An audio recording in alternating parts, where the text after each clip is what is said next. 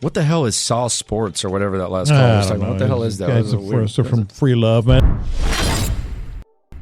What is up, guys? So we will be discussing wingers in this video, but before we get to that, if you guys want the content on the other teams here in Houston, obviously the Astros, the Dynamo, or the Rockets, or any other team in the Houston and Houston area, this is the channel to subscribe to. So this is Saw Sports TV. Obviously you have Saw Sports, who primarily covers the Houston Texans, and then you have Saw Sports TV that covers the rest. So if you guys want that content, make sure you guys subscribe to Saw Sports TV. Let's go ahead and get this channel up there with Saw Sports. Let's get it going, Sauce Nation. But let's go ahead and talk about wingers. So the winger position obviously is the fun position. That's where you see all the big playmakers, the chops, and all the crosses and all that on this position group. Obviously, when you think of wingers, you think of Cristiano Ronaldo, you think of Neymar, you think of Mbappe. This is the fun position, right? So the winger position for the Dynamo this year, it's had its struggles, but you do have some promising players, and you're gonna have to make a lot of crucial decisions about this position group.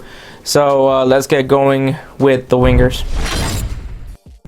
So to start things off, we're going to talk about the most disappointing player this year, which was a guy that I thought that really was going to make that next level with the Dynamo, and that is Romell Quioto.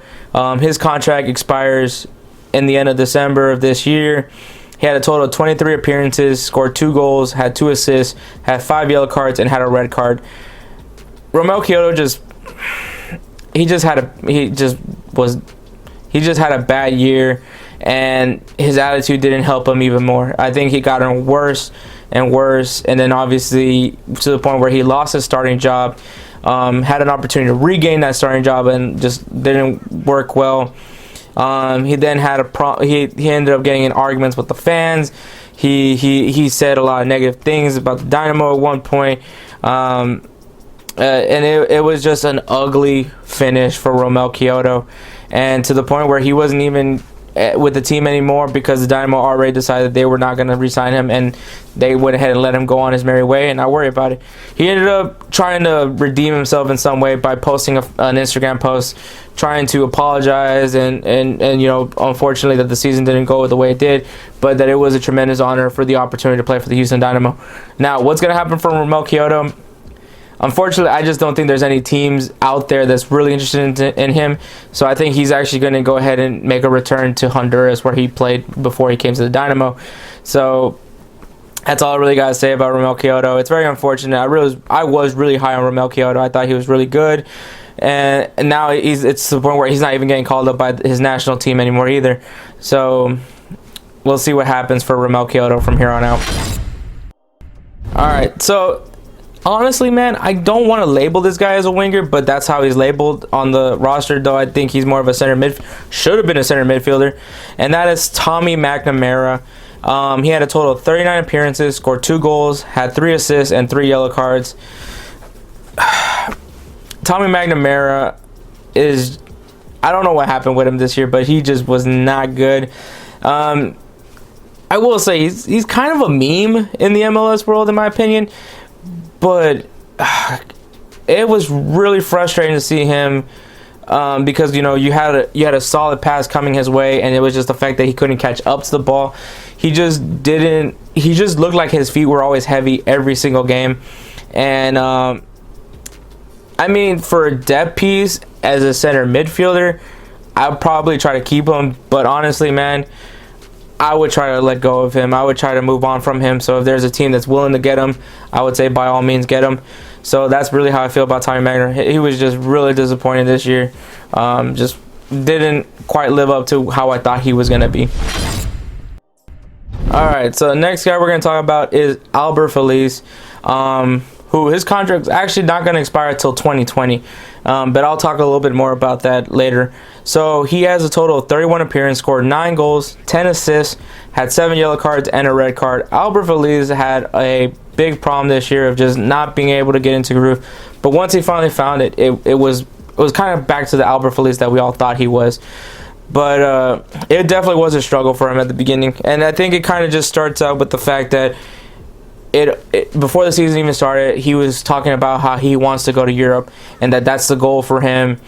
And obviously, that players want to go to Europe. It's like a no dud thing, but you don't want to hear it, especially before the season starts. And yes, there was some interest from teams in Europe. We had not Galatasaray. It was Fenerbahce from Turkey. Fenerbahce was interested in him. You also had Celtic that was interested in him as well in the Scottish Premier League. So there was a plethora of teams in Europe that were interested in him. But he did have a very slow start as far as the way he played. So as far as the money goes, it might not be that high. And I mean, maybe some teams are going to want to wait a little bit to see what happens if you can get that drama out of the side and then let him actually play. So at the end of the season, Albert Feliz did say that he would like to come back and finish out his contract with the Dynamo, which to me is a bad idea. Now, I'll say this: if you want to keep Albert Feliz, I would try to see if they can extend his contract. And the reason why I say extend is because if he ends up playing really good and then come the summer transfer window opens up and a team from Europe, so then someone essentially buys us out essentially from the time that his contract would expire. But if they're not able to do that, I will actually go ahead and sell him right now during the winter transfer window. And the reason why is because if we can get something for him, that's the best way to go. I'd rather get something for Albert Feliz than get nothing and let him walk. You know what I mean? So I definitely will say, as far as I want to praise Albert Feliz for wanting to honor his contract, but it wouldn't be the smart decision for the Dynamo. So either they extend the contract and let a team buy him off, or they sell him right now and get something in return for him and use that money to go ahead and bring in another talent. So that's how I feel about Albert Feliz. Alright, so the next player we're going to talk about is Marlon Hairston. He made 18 appearances and had 1 assist. This was the guy that I thought that, once they sold Albert Feliz, he would be the one stepping in the position. And obviously Albert Feliz never got sold, so he just kind of had to sit there. But I think if the Dynamo end up selling Albert Feliz, then Marlon Hairston would be the guy you would look at to see how he play on that right wing position. And if not, then obviously look into some options in that winger position. But I definitely want to keep Marlon Hairston. I think that he has some promise. He's very quick, and that's what I like about it, especially for the winger position. So I definitely would try to keep Marlon Hairston. Alright, so the last winger I'm going to talk about is Nikko Hanson.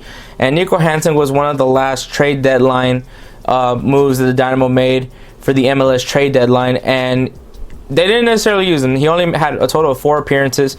But I do like what he has. And as far as depth for the wing, I definitely like it. And I'll also add, if we end up choosing to use Memo Rodriguez as a center midfielder, Nikko Hanson can not only does he play right winger, but he can also play on the left. So I would definitely use Nikko Hanson on the left side. That also in the event that we don't sign a left winger, during that before the season starts. So I definitely like to use Nikko Hanson. So I definitely want to see how he plays before we just jump the gun on him. So that is the winger position. Now, I did say that we're going to have to get rid of a lot of wingers, which honestly, it's for sure 2 and then 1 maybe. But you're going to have to bring in some wingers for depth reasons, possible starter reasons. You just need to address the winger position. Winger position is definitely going to be a need for the Dynamo for this coming season. So either you bring in some guys from Rio Grande Valley, or you go in and get some guys from the draft, even though that's probably the biggest waste of time ever. Or you go in and look at some guys that are playing in South America or Europe, or Youth Academy once you get that going. But obviously we don't have any Youth Academy prospects we're going over.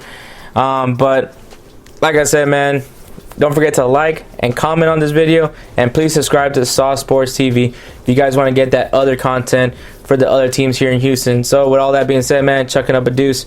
Y'all stay saucy.